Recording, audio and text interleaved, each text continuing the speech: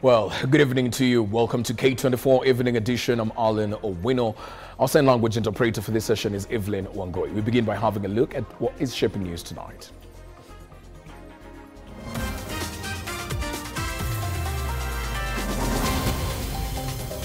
Na wale wanajaribu kufanya mambo kule ngambo sijui wapi kupanga mambo ya nini, mimi nataka niwaambie Kenya is a democratic nation. President William Ruto blames foreign entities for the anti-government protests that have rocked the country in the recent weeks. Mwaka huu nitasitisha mpaka mwaka ujao ndio tupange vizuri vile mambo ya uchumi inasonga mbele. Government announces a freeze of hiring in an additional 20,000 teachers as a result of budgetary constraints, citing the withdrawal of the Finance Bill 2024. We will complete when funding is provided. And Kenyans to continue enduring poor state of roads, with Transport CS Kipchumba Murkomen intimating strained resources for road development and maintenance.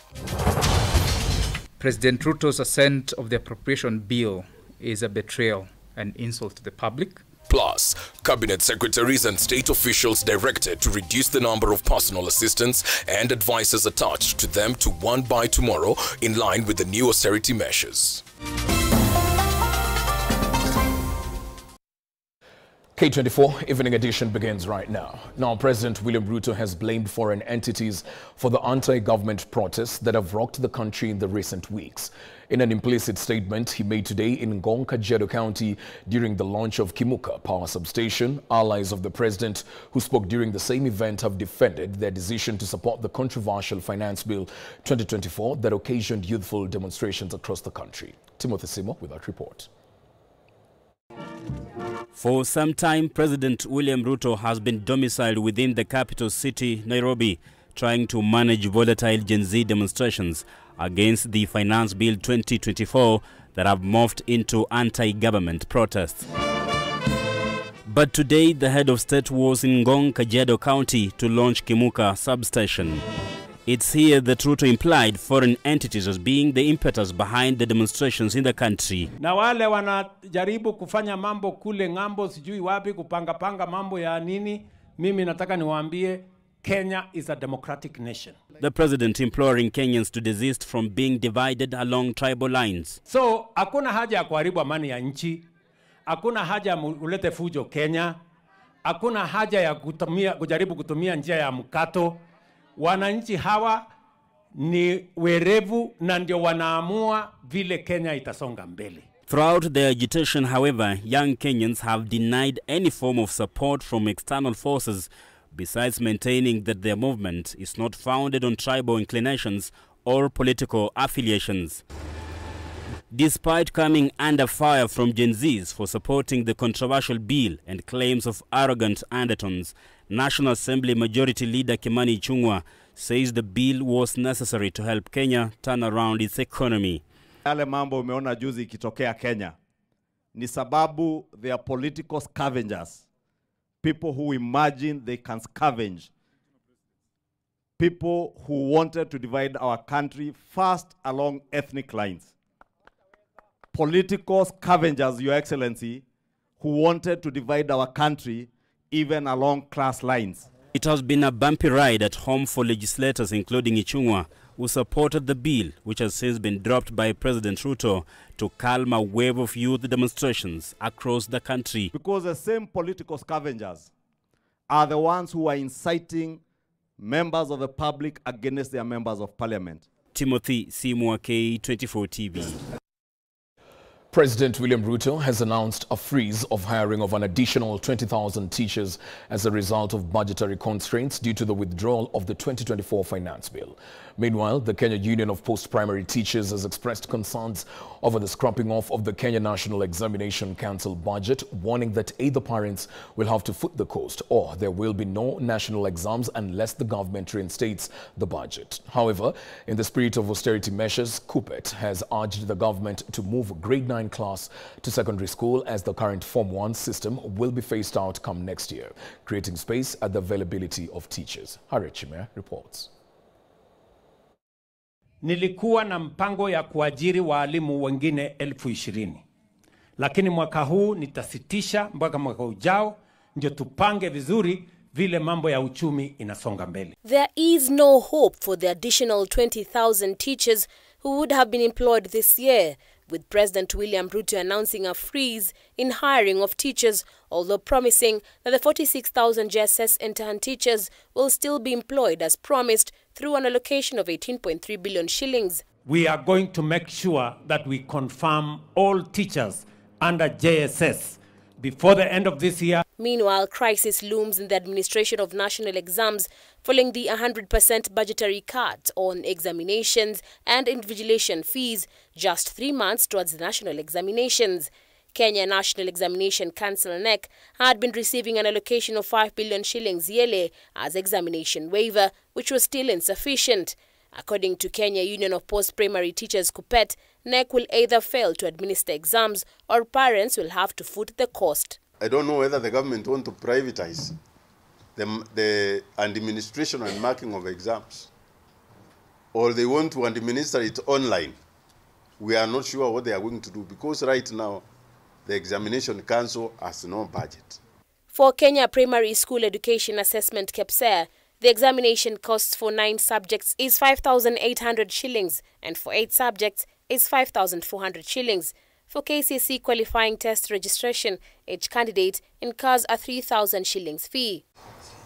In the spirit of austerity measures, KUPPET has urged the government to allow grade 9 to domicile in secondary schools, as Form 1 will phase out coming next year, creating space and the availability of teachers. Number one, we shall not need to build the classes at 24 billion. We shall not need to build the laboratories at 25 billion. We shall not need to employ a new set of teachers now that we are grappling with JSS teachers at another 56 billion. Remember, next year, there's no Form 1. It means in a school that had 4 streams, we have 4 classes lying idle next year. According to them, this will avert the spending of 12 billion shillings that will be spent to build over 15,000 grade 9 classes. They also called out Teachers Service Commission for failing to pay monies owed to hospitals through Minet Medical Scheme, yet the government allocates 15 billion shillings towards the scheme, a matter which has led to lack of medical services for teachers in all private and mission hospitals. Many teachers have been forced to pay for services from their own pockets, while others are being detained at hospitals which have withdrawn their services for inpatient care. Harriet Chimea, K24. K24 TV has learned that a lot more was discussed in yesterday's meeting between the government and some opposition leaders that the leaders themselves did not make public. A private session is said to have been held before the joint statement of the leaders at KCC.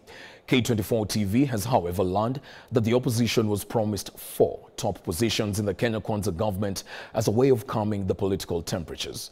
This comes as different opposition leaders continuing issuing conflict statements on the proposed national dialogue. Here is Majibu Kisao with more.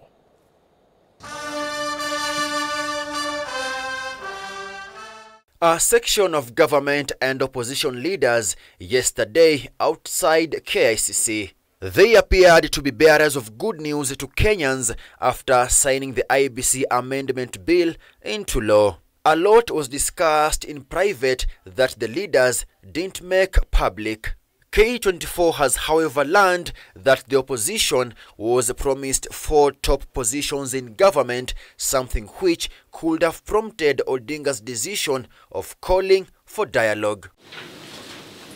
This has seen some of the opposition leaders differ from the call for dialogue, saying they were not involved and that Odinga's sentiments do not represent the views of the Azimio la Umoja One Kenya coalition. If there were consultations about having a national dialogue, my view is those who are hurried and there wasn't a full consultation. What the country wants is fidelity to the rule of law, fidelity to our constitution. Si makosa yeye kusema watu wakae chini waongee, but we are saying here as leaders who are younger than him that there is no time for dialoguing. Despite being present in yesterday's meeting at KICC, Wiper Party leader Kalonzo Musyoka says the Wiper Party is in support of Gen Zs, saying they will not engage in any dialogue. According to Kalonzo, the government does not need dialogue to implement critical projects in the country. But these are some of the shameful and unconstitutional acts that this regime has been involved in. So let them carry their own cross, and Kenyans will stand together. Kenyans will stand together. And nobody here is saying we want again to get into the space of the Gen Zs. They are statements that have made Odinga make an about turn, explaining through an official message that he intended to negotiate only to bring peace and not a handshake, as claimed by many of his supporters who felt betrayed. The question that still persists is why the dialogue when Gen Z themselves, who have been driving the demos, have clearly declared not to have a leader, party or tribe. Let us have a conversation that encompasses everybody else, not just the political class, but also our youth and the major people who are facing this problem that we have. Tunataka Kenya moja. Na rais amesikiza, na rais amesema tuje tuketi chini, tuje tusemezane. So mimi nakubaliana ya kwamba hata ikiwezekana we can even form a government of national unity, bora tukue na amani kwa Kenya yetu. Hakuna ubaya Raila Odinga akileta watu wake waingie serikali. Hakuna ubaya hawa jinsi pia wakichaguliwa hata wapate waziri waingie serikali. Hivyo napongeza rais kwa kuleta baba, kwa kuleta president, kwa kuleta kina Kalonzo, kwa sababu hii ni swala nyeti kabisa kwa Wakenya wote. I don't think we need a dialogue to have these people accountable. When we went to the streets, we wanted the finance bill out. Finance bill went down. We went back to the street, we demand for accountability. We don't need a dialogue. If Baba is going to the dialogue, let him go alone. Many have taken the issue with calls to engage the youth, saying the current regime is ignorant of the message by Gen Zs who want action to be taken and not just mere talks. Majibu Kitsao for K24 TV. Kenyans will continue to endure a poor state of roads after the government intimated strained resources for road development and maintenance. According to Roads Cabinet Secretary Kipchumba Murkomen, this has been brought about largely by over 100 billion shilling of pending contractors' bills, further crippled by the withdrawal of the finance bill and the now backtracked proposal of increasing the road maintenance levy. Motorists will continue to endure the pain of a bad state of roads across the country. This follows the Ministry of Transport's revelation of a constrained budget of 25 billion shillings out of the 51 billion shillings that it says is barely enough to cater for most of the roads in the country. We have a pending bill of 165 billion for all the road contracts across the country. We will complete when funding is provided. Appearing before the Senate to answer on the state of the sector, Transport Cabinet Secretary Kipchumba Murkomen says the government has reached its limit in maintenance of roads due to expansion of road network by 61 kilometers from 2016, further stating that the current roads fund cannot sustain the operations. We had a very good public participation about increasing the road maintenance levy by 7 shillings so that at least we raise some money to do this maintenance. Yes, we want the roads. Yes, you can get the money, but not at transferring the cost of the pump by 7 shillings up, because they don't want the cost of living, because fuel also creates a problem across the sector. At the same time, the CS has blamed the state of uncompleted roads to debts owed to contractors, some of whom have withdrawn their services, that has thus far amounted to 165 billion shillings in pending bills.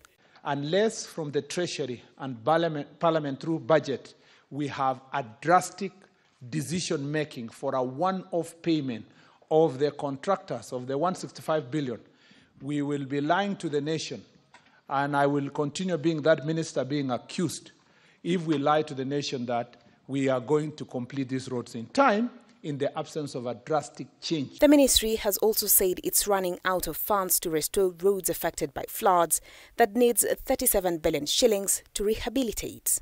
The assessment we did after the floods, both for the El Nino and these ones that happened early this year, is that we need 37 billion shillings to restore to where the stage where they were, which is a very big issue for us and a big challenge for the ministry. Kenya is currently facing a funding gap of 78 billion shillings to maintain its 239,122 kilometers of road network, which is projected to rise to 315 billion shillings by the 2028-2029 financial year. Bentura Kumbuka, K24, Nairobi. Elsewhere, Wiper Party has expelled Dadaab legislator Farah Maalim from the party for failing to adhere to values and ideals guiding the party. The party's top organ, National Executive Council, after a meeting this afternoon, also resolved to de-whip the MP from all committees. This even as the National Cohesion and Integration Commission summoned the legislator to appear before it to explain himself over the remarks made through a video where he alluded that would he have been president, he would have killed at least 5,000 protesters. Also expelled in the party are Kisii woman rep Doris Ndoya, John Okano Bwire of Taita Taveta, and nominated Member of Parliament Abubakar Ahmed for voting in favor of the rejected Finance Bill 2024. On the conduct of party members, first, we believe strongly in the fidelity of political parties, their mission, vision, and identity. It is in the public domain that 3 of our members, namely Farah Maalim, MP for Dadaab, Doris Donya Toto, Kisii,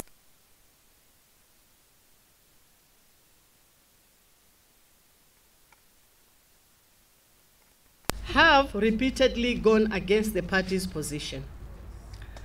Their latest transgression was voting yes and abstain in the case of Donya for the now withdrawing Financial Bill 2024. Withdrawn. The four received invitations to attend today's NEC meeting. They all failed to attend and have offered their apologies. Their cases have been referred to the party disciplinary committee. Regarding the conduct and the statement attributed to Deputy Party Leader Farah Maalim, let it be known clearly that the Wiper Democratic Movement Party distances and disassociates itself from these remarks by our party deputy leader. They go against our guiding principles and values as a party. NEC decisions is that the Honorable Farah Maalim be whipped from all committees in Parliament, including the Speaker's panel. NEC also commented expulsion, NEC also recommends the expulsion from the party to the National Delegates Convention, NDC, the supreme organ of the party. So these are gone cases. Well, we take a short break right here on K24 Evening Edition. We'll be back with more in a short while.